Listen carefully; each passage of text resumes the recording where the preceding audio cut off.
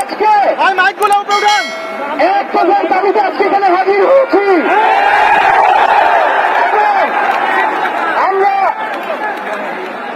জীবনের নিরাপত্তা, বাংলাদেশের মানুষের জীবনের নিরাপত্তা, সমাজের ন্যায় বিচার প্রতিষ্ঠার জন্য আমরা এক দফার সিদ্ধান্তে উপনীত হয়েছি।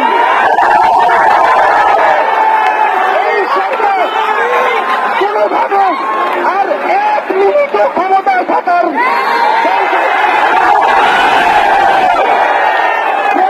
বলেছে গণভবনের দরজা খোলা আছে।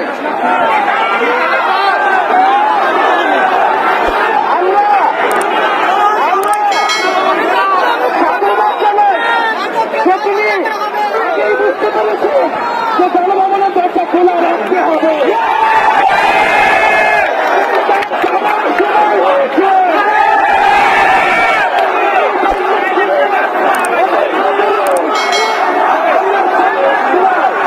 আমরা আপনাকে উৎখাত করার জন্য আসবো। বন্ধুগণ, আমরা খুবই স্পষ্ট কথা, শুধু শেখ হাসিনাকে পদত্যাগ করলেই হবে না।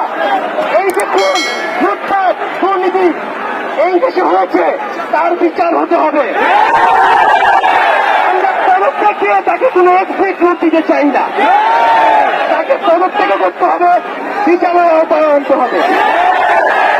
এবং শুধু শেখ হাসিনা নয়, পুরো মন্ত্রী পরিষদ, সরকার সবাইকে পদত্যাগ করতে হবে।